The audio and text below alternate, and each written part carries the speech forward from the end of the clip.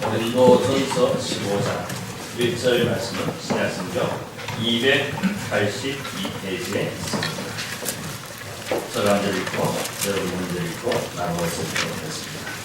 형제들아, 내가 너희에게 전한 복음을 너희에게 알게 하노니 이는 너희가 받은 것이요 또 그 가운데 쓴 것이라.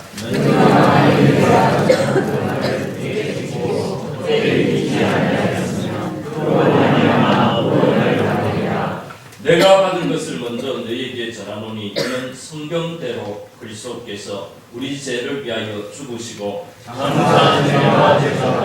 성경대로 사흘 만에 다시 살아나사 게바에게 보이시고 후에 12 제자에게와 그 후에 500여 형제에게 시시해 보이셨나니 그의 시간에 살아있고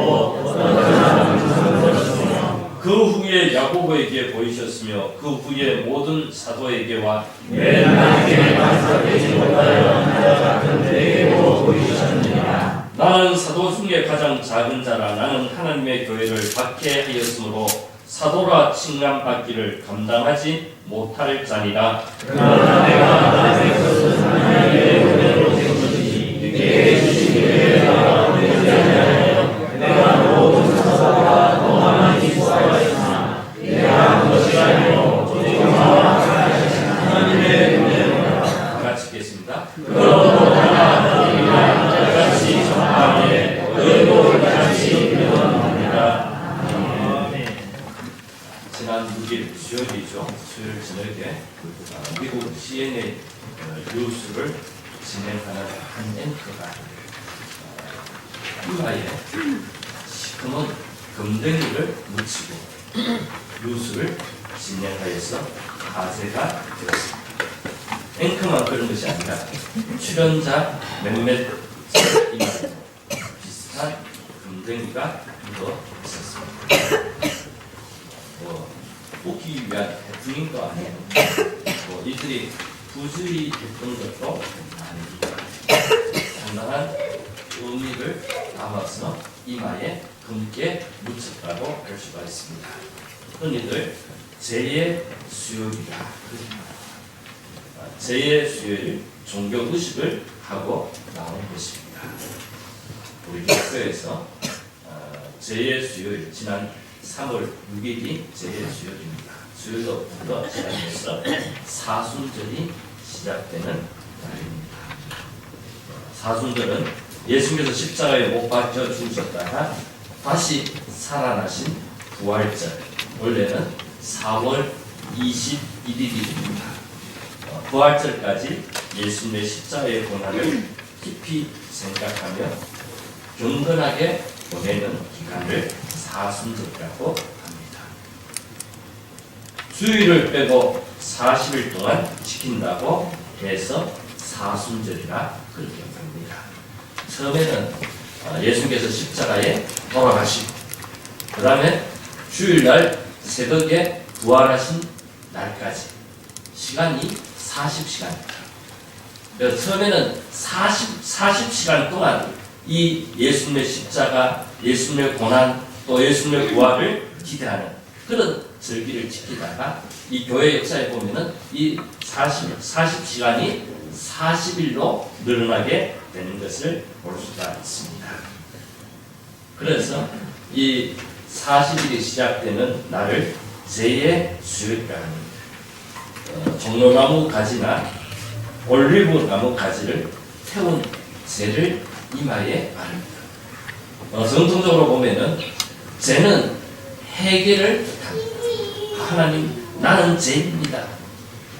나는 이렇게 쓸모없는 존재입니다. 그것을 표현할 때 죄를 덮었습니다. 이 죄를 바르면서 사람은 먼지와 같은 존재다. 흙에서 나온 인생, 흙으로 돌아간다. 우리 인생만큼 보잘것없는 존재라는 사실을 고백을 합니다. 이렇게 시작되는 사순절의 의미를 담기 위해서 앵커가 머리에 금덩이를 묻히고 그렇게 진행했다고 했습니다. 오늘 우리는 이 사순절 기간에 금식하거나 또 별다른 의식을 행하지 않습니다. 이마에 큰 것을 묻히거나 그렇게 하지 않습니다. 또 우리가 교회 역사에 보면 또 그것이 너무 가해져서 원래 의미와 전혀 다르게 진행됐기 때문에 오늘 우리는 공식적으로는 사순절을 지키지 않습니다. 고난주간만 특별히 구별해서 지키고 있습니다. 그러나 예수님의 십자가 앞에서 좀 자신을 새롭게 하는 계기가 되어야 하지 않나 생각합니다. 사순절이란 말이 영어로는 렌탈, 봄이라는 의미도 담고 있습니다.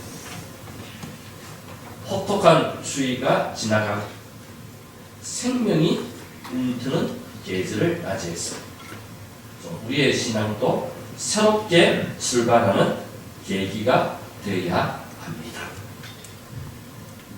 지난 겨울의 추위로 모든 것들이 다 죽은 것처럼 보였지 않습니까? 그러나 하나님께서 생명의 바람을 불어주시니까 가지마다 새싹이 메말랐던 땅, 얼었던 땅에서 새싹이 움터 올라오는 것을 나중에 예배 마치고 돌아가실 때 교회 하단에 오시길 바랍니다. 땅에서부터 싹들이 이렇게 모든 것들이 새롭게 진행되는 이 사순절 기간에 우리의 신앙도 새롭게 출발하는 계기가 돼야 됩니다. 특별히 교회 정통에 보면은 사순절 기간에는 신앙의 기본이 되는 10가지를 실천하고 훈련하도록 노력을 많이 합니다. 우리가 평소에도 하지만은 이 사순절 기간에 이 10가지의 덕목을 이루기 위해서 애를 많이 썼다는 것을 볼 수 있습니다. 그 10가지가 이러합니다. 기도, 성경 묵상, 금식, 회개, 부제, 침묵, 절제, 헌신, 전도, 사랑. 사순절 기간에 이 10개의 단어를 한번 가슴에 새기고 한번 나름대로 한번 노력을 해보시기 바랍니다. 아마 노력하면은 메마른까지 해서 새싹이 움트는 것처럼 메말랐던 우리의 심령 속에 생명의 역사들이 왕성하게 움트는 우리가 이렇게 새롭게 출발하기 위해서는 정리정돈을 잘해야 됩니다. 버릴 것은 버리고 취할 것은 취하고 그런 일을 해야 됩니다.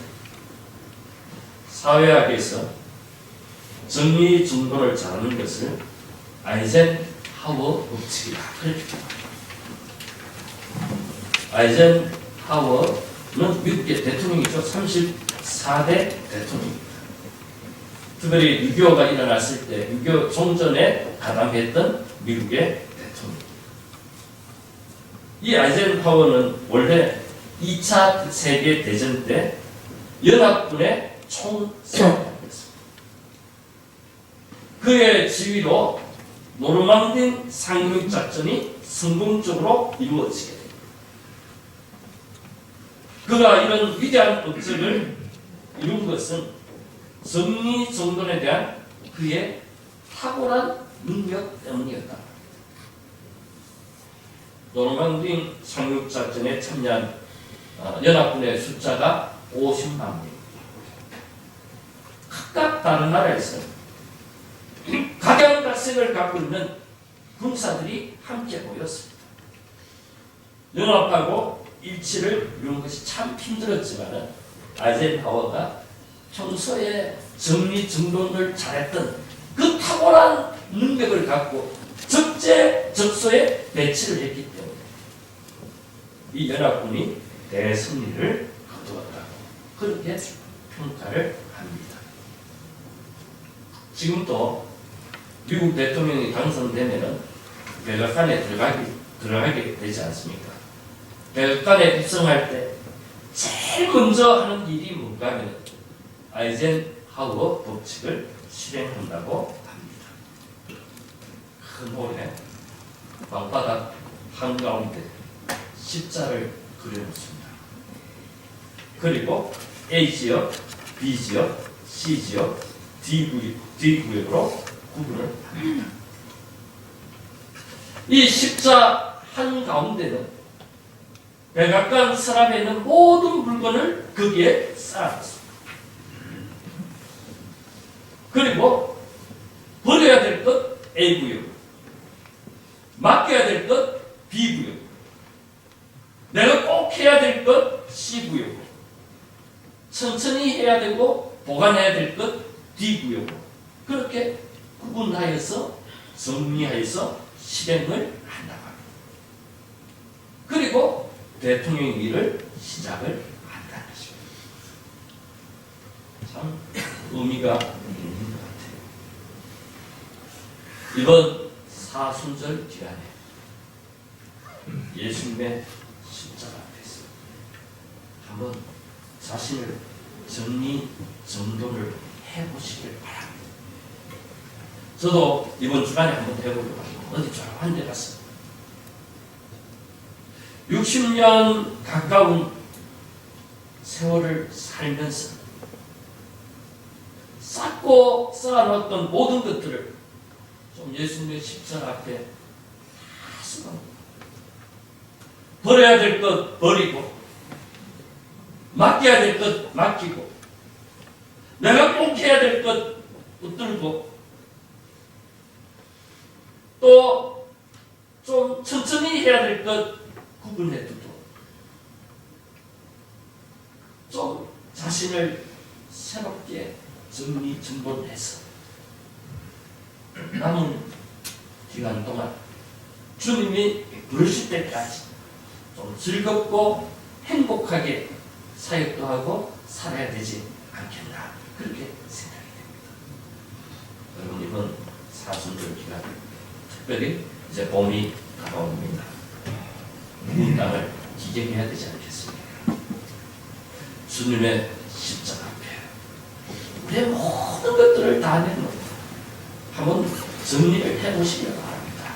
이야기를 두지 마시고 버릴 것은 다 버리고 남에게 맡길 것은 다 맡기고 움켜잡고 붙들고 있다고 해서 천국 가면 너 수고했다 너 잘했다 하지 않습니다. 오히려 움켜놓고 붙드는 것들 때문에 나중에 내가 힘이 빠지고 어려워지면 자식들이 어른이 그렇게 말해요. 80이 가까운데도 어른이 살아계시니까 그 어른이 아직도 곳간의 열쇠를 갖고 있는 거예요. 통장을 붙들고 있는 거예요. 그러니까 그분이 이야기를 합니다. 나도 이제 80이 가까운데 아무리 줘도 나도 뭐 먹을 것도 맛도 없는데 그렇게 이야기를 하십니다. 맡길 것은 맡기고 내가 지금 꼭 해야 될 것 하고 천천히 해야 될 것은 구별해서 그렇게 자신을 좀 새롭게 리모델링하는 그런 기간을 꼭 가져보시기 바랍니다. 저는 이 사순절 기간에 우리가 이렇게 좀 새롭게 출발하기 위해서 가장 기본이 되는 것이 우리가 사순절이 보내는 이유가 무엇입니까? 부활하신 예수님을 맞이하기 위해서. 어쩌면은 우리의 신앙의 가장 기본이 부활을 믿는 것, 부활하신 예수님을 만나는 것입니다. 부활하신 예수님을 만나지 않으면은 뭐 십자가 그려놓고 아무리 난리법석을 피워도 그 인생은 아무 의미가 없습니다. 그래서 사순절 기간에 특별히 고린도전서 15장 부활장이 아닙니까? 이 부활의 말씀을 묵상하면서 좀 우리의 삶을 새롭게 하는 기회를 가져야 되지 않겠나 이렇게 생각합니다. 우리는 부활하신 예수님을 반드시 만나야 됩니다. 고린도 교회는 급성장한 교회였습니다. 세워진 지 얼마 되지 않아서 이미 대형교회가 되어버렸습니다. 메가처치가 되어버렸습니다. 그렇기 때문에 예수 믿기 전에 가지고 있던 문제들이 아직도 잘 정리가 되지 않았어요. 아직도 예수 믿지 않던 시절에 살았던 그 삶의 모습이 아직도 제대로 빠지지 않았어요. 교회 안에 들어왔지만은 여전히 세상적인 일들을 하는 사람들이 여전히 많이 있었다. 그 문제들이 고린도 교회에 심각한 문제를 몰고 왔습니다. 교회가 4분 5일이 됩니다. 행복하고 기쁨이 넘쳐야 될 교회가 큰 소리가 들리고 서로 싸웁니다. 뜨겁게 사랑해야 되는데 서로가 평행합니다. 찬바람이 듭니다. 누가 한번 잘못만 하면은, 누가 한번 목소리만 잘못 내면은 난리법석을 피웁니다. 이렇게 난리법석을 피우는 고린도 교회, 이 문제를 해결하기 위해서 바울이 지금 이 편지를 쓰고 있지 않습니까? 고린도전서를 쓰고 있습니다. 글로 쓰지만 여기에는 바울의 여러 가지, 바울의 모든 것들이 담겨서 이 고린도 교회 성도들에게 당부를 합니다. 이런 심각한 문제 가운데서 가장 큰 문제가 뭔가요? 예수님의 육체적인 부활을 믿지 않는 자들이 있었습니다. 부활도 믿지 않으면서 신앙생활을 한다고 합니다. 부활도 믿지 않으면서 방언을 한다고 하는 거예요. 예수님의 부활을 제대로 믿지 않으면서 교회를 섬기니까 문제가 발생할 수밖에 없었어요. 부활하신 예수님을 믿지 않는데 무엇이 가능하겠어요? 그러니까 하는 일마다 서로 부딪히고 서로 싸우고 난리법석이 나는 것이 지금 고린도 교회의 현실입니다. 바울이 단호하게 선언을 합니다. 오늘 말씀 3절과 4절이 이렇게 말합니다. 내가 받은 것을 먼저 너희에게 전하노니 이는 성경대로 그리스도께서 우리 죄를 위하여 죽으시고 장사 지낸 바 되셨다가 성경대로 그리스도께서 사흘 만에 다시 살아나사. 다른 거 생각할 여유가 없다는 거예요. 제일 먼저 너희들이 확인해야 될 것은 무엇입니까? 성경대로 예수께서 이 땅에 오셔서 우리를 위하여 죽으시고 장사 지낸 바 되셨다가 성경대로 3일 만에 다시 살아나신다. 다른 소리 하지 말고, 누가 무슨 이야기를 하고, 누가 나는 아볼로를 좋아하고, 나는 개발을 좋아하고, 나는 누구를 존경하고, 나는 누가 가르쳐준 대로 살아가고 있다. 나는 이렇게 신앙생활하고 있고, 나는 이렇게 방언하고 있고, 나는 이렇게 예언하고 있다. 그 소리가 중요한 것이 아니란 거예요. 중요한 것은 성경대로 예수님께서 십자가에 죽으시고 성경대로 3일 만에 살아난 것을 너희가 믿느냐. 이 믿음이 없으면 아무것도 아니야. 이거부터 확인하자는 거예요. 그러면서 바울이 또 이렇게 말합니다. 성경대로 부활하신 예수님께서 40일 동안 사람들을 만났다는 거예요. 그 만남 목록이 오늘 말씀 5절에서부터 8절까지 나옵니다. 게바에게 보이시오. 게바는 예수님의 제자, 수제자 베드로죠. 후에 12제자요. 그 후에 500여 형제에게 일시에 보였으나니 그 중에 지금까지 대다수 살아있고 어떤 사람은 잠들었으며 그 후에 야고보는 예수님의 동생 야고보 보이셨으며 그 위에 모든 사도회와 맨 나중에 만삭되지 못한 낭자 같은 나에게도 하셨네. 육체적인 예수님의 부활을 믿지 못한 자들이 있는데 지금 우리 가운데 본 자들이 있지 않는다는 거예요. 그 부활하신 예수님과 함께 먹고 마시고 함께 대화를 나눈 사람들이 지금도 대다수가 살아있는데 왜 믿지를 못하냐? 보세요. 가짜 뉴스가 너무 많았어요. 방송마다 팩트 체크라는 것을 하죠. 이것이 사실인가 가짜인가. 가만 보면은 팩트 체크한다면서도 자기들의 기준에 따라서도 팩트 체크. 진보 측에 있는 사람들은 진보의 기준에 따라서, 보수에 있는 사람은 보수의 기준에 따라서 팩트 체크한다면서 또 서로를 속이는 거짓이 난무합니다. 몇십 년 전에 우리나라 유명한 가수 가운데 한 사람 신신혜 씨가 세상을 묘지경이라는 노래를 부르지 않습니까? 그러면 여기도 자가 저기도 자가가 발진다. 그렇게 가짜. 자기들의 그것을 하기 위해서 상대에게 무조건 가짜 뉴스를 하고 베풀립니다. 또 상대도 당하기 억울하니까 팩트 체크라 해서 또 가짜로 또 몰아냈습니다. 1973년 3월 22일 날 어떻게 더 했더니 닉슨 대통령을 보호하기 위해서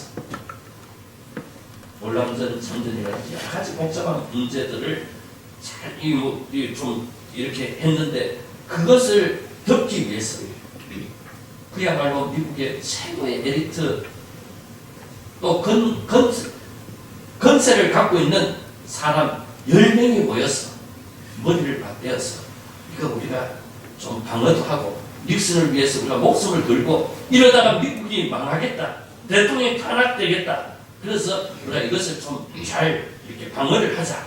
그래서 10명이 모여서 그렇게 작전을 짰습니다. 탁월한 변호사, 탁월한 정치가 또 미국의 모든 건세를 동원할 수 있는 능력이 있는 자들이 10명이 모여서 그렇게 했습니다. 그런데 4월 8일 날 그것이 들통이 났습니다. 18일 만에 미국의 모든 권력과 모든 지혜를 모아서 그것을 방어해 보려고 했는데 결국 어떻게 했든 사건이 폭로가 되었습니다. 닉슨이 대통령직을 그만두는 그런 일이 일어나지 않았습니까? 어떻게 해서 그것이 가능했습니까? 어떻게 해서 미국의 정보, 미국의 능력 그것도 막을 수가 없었습니까? 오직 한 가지 이유였습니다. 그것이 거짓이 이었기 때문에 진실이 아니었기 때문에 언젠가는 그것이 들통이 났다는 거예요. 그 진실이 아닌 거짓을 미국의 권력을 갖고 막으려고 했지만은 불과 18일 만에 폭로가 다 되어버렸습니다. 예수님의 부활이 가짜 뉴스라는 사실은 부활하실 때부터 이야기가 돌았습니다. 노아의 권세를 갖고 그것이 가짜라는 사실을 외쳤지만 오고 오는 모든 세대의 사람들이 어떻게 죽은 사람이 살아날 수 있느냐 그것은 믿을 수 없는 것이라고 해서 나름대로 부활을 거짓이라고 주장하던 자들이 있었지만 그러나 2000년이 지난 오늘까지도 부활을 믿고 부활의 신앙을 갖고 살아가는 자들이 있지 않습니다. 심지어 그 부활을 주님을 만났던 자들은 그 부활을 증가하기 위해서 자기의 생명을 버리지 않았습니다. 증인이라고 하죠. 헬라로 말하면 마르투스입니다. 순교자입니다. 예수님이 부활하셨는데 너희들이 그거 거짓이라 하지만 나는 목숨을 걸고 그 부활을 증가하겠다. 예수님 부활할 당시에 1세기에 예수를 믿는 사람들과 예수를 믿지 않는 사람들의 비율이 1대 360명이었습니다. 오늘 21세기에 예수의 부활을 믿는 자와 예수님의 부활을 믿지 않는 자들의 비율이 1대 5명입니다. 천주교까지 포함하면 1대 3명입니다. 세 사람 가운데 한 사람은 예수님이 부활했다는 사실을 믿습니다. 1950년대 중국이 공산화되고 기독교를 탄압하기 시작했습니다. 선교사들을 추방을 시켰습니다. 그때 중국의 크리스찬 숫자가 100만 명이었습니다. 무관혁명이 일어나고 나서 중국이 교회 문을 열기, 복음의 문을 열기 시작합니다. 오늘 또 완전하게 열리지는 않았습니다. 선교사들이 많이 추방당하고 있지 않습니까? 왜 그렇습니까? 오늘 지금 21세기에 중국에 부활하신 예수님을 믿는 크리스찬의 숫자가 1억 2천만 명. 공산당원보다 더 많다는 거예요. 그러니까 정권이 위협을 느껴서 다시 교회를 탄압합니다. 하루에도 부활하신 예수님을 믿는 자들이 2만 8천 명이 셉니다. 세계적으로 보면은 하루에 예수를 믿는 부활하신 예수를 믿는 자들이 7만 4천 명씩 증가합니다. 1년에 계산하면 2,700만 명이 기독교인이 됩니다. 올해 대한민국의 인원이 인구가 5천만 명이라면 해마다 예수의 부활을 믿는 자들이 우리나라 인구의 반 정도나 되는 사람들이 예수의 부활을 믿습니다. 거짓이 아닙니다. 아무리 건세로 아무리 지혜로 아무리 능력으로 숨겨도 18만에 드러나고 있습니다. 예수님의 부활이 진실이기 때문에 오늘날도 예수의 부활을 믿고 예수의 부활을 증거하는 자들이 구름대같이 넘치지 않습니다. 오늘 말씀에서 바울은 자신이 부활하신 예수를 만났음을 강조하고 있습니다. 자신은 부활하신 예수를 만나기 자격이 없음을 고백하고 있습니다. 만삭되지 못한 난자. 참 요새는 말을 참 조심을 많이 해야 됩니다. 잘못하면 우리 장애인들 또 어려움을 당할 사람들을 비하할 수 있기 때문에 바울은 자기 자신을 비하했습니다. 나는 10달을 채우지 못하고 8달 만에 7달 만에 난자와 같이 나는 좀 떨어진 사람이야. 또 이렇게 표현합니다. 사도 중에 가장 작은 자. 예수님의 12제자들 가운데 나는 거기도 끼지 못하고 그 가운데 제일 작은 자가 나라고 자신을 나타냅니다. 특히 이렇게 말합니다. 하나님의 교회를 박해하심으로 사도라 칭함받기를 감당하지 못할 자이라. 그가 부활하신 예수님을 만나기 전에 부활하신 예수님을 만난다고 하는 사람들이 모여서 교회를 형성합니다. 바리새인 중에 바리새인이었던 가멜리엘 문화에서 공부했던 이 바울의 눈으로 볼 때는 그게 어리석은 일이에요. 이게 사회 적폐입니다. 이게 사회 악이에요. 그래서 이런 자들을 뿌리 뽑기 위해서 그가 교회를 박하는 일에 앞장서지 않았습니까? 스데반 집사를 죽이는 일에 그가 앞장서 온갖 일을 하나님의 교회를 박해하였습니다. 사도라 부르심을 받기에도 나중에 그가 디모데전서에 보면은 이렇게 표현하잖아요. 나는 죄인 중에 예수라고 그렇게 표현합니다. 바울은 부활하신 예수님을 만나기 전에는 자신을 의지하고 자신을 자랑했습니다. 그러나 부활하신 예수님을 만난 이후에는 그 모든 것들이 외성으로 유해졌다. 내가 사랑하고, 내가 본대였고, 내가 가마리엘 문화에서 나왔고, 내가 서울대 나왔고, 내가 하버드대 나왔고, 내가 삼성에 가고, 내가 어디에 가고 뭐 한다. 이게 자랑거리가 아니라 오히려 이것이 부끄러운 것이고, 예수 그리스도 부활하신 예수님을 만난 것이 내 인생의 가장 복됨을 믿으시기를 바랍니다.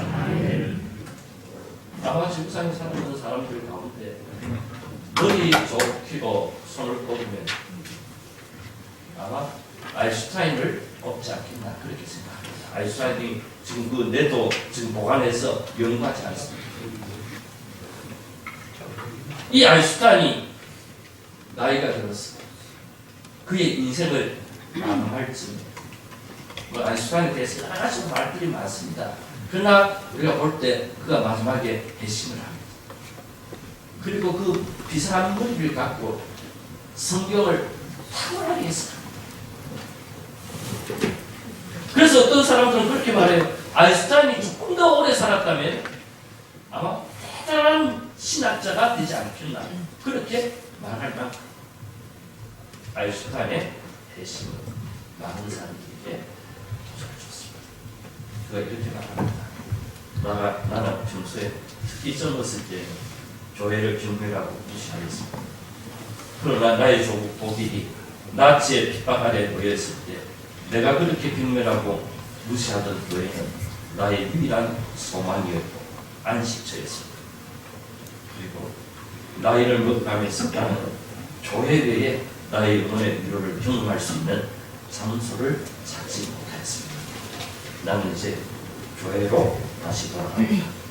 나의 영혼의 안식처인 하나님께로 나는 그 비상한 머리가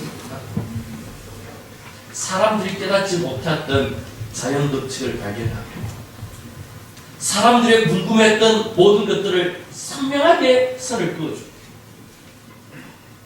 또 그로 인해서 놀라운 일들이 일어나는 세계를 열었지만 그는 참된 안식을 누리죠.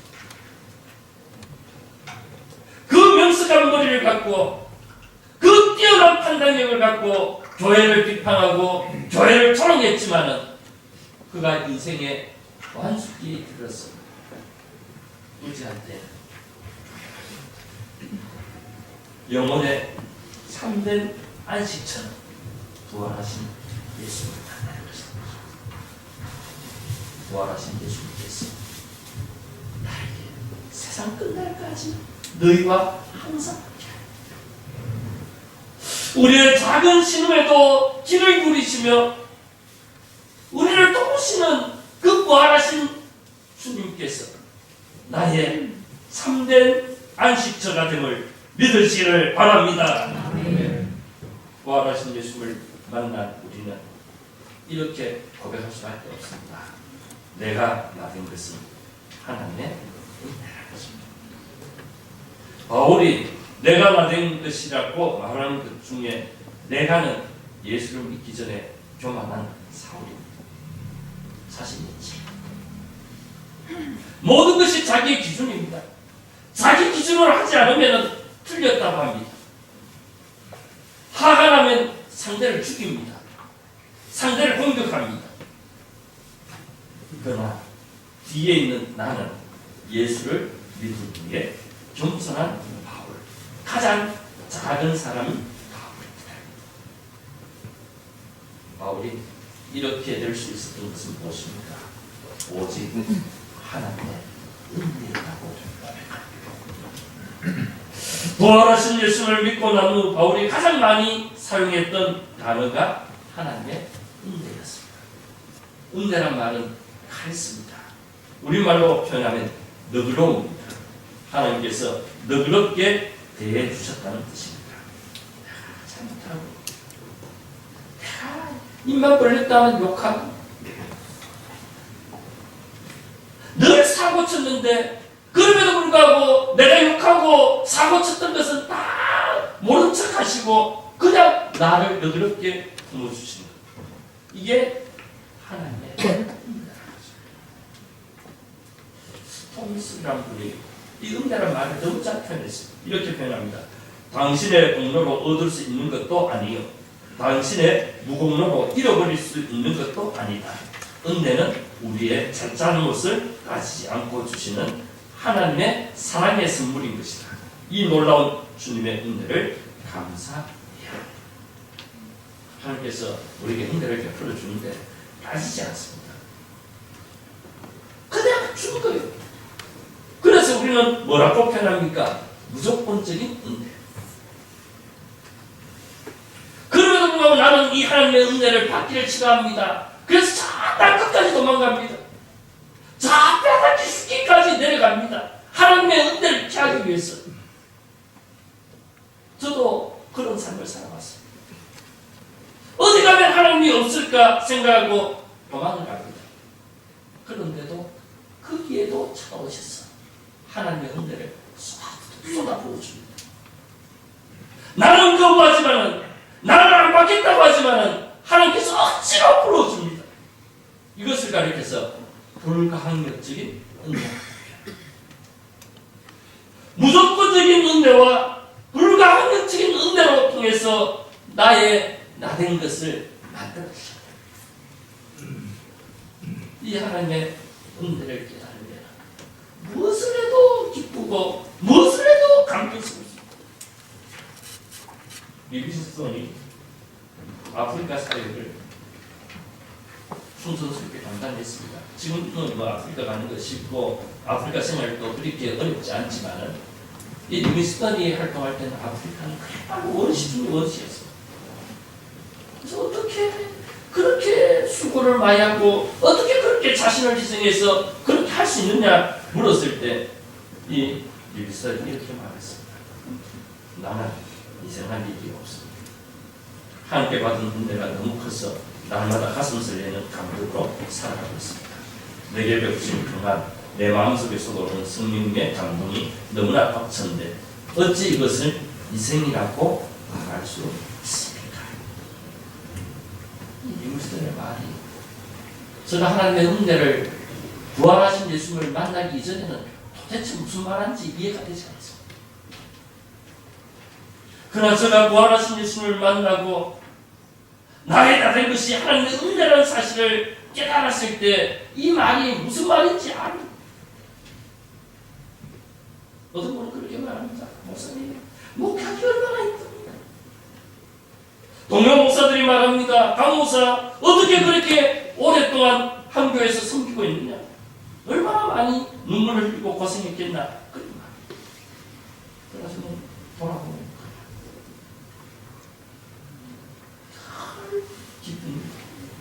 물론 인간인지라 짜증낼 때도 있고 할 때도 있지만, 그러나 하나님의 불가항력적인 은혜가 나 말고 기쁘게 만듭니다.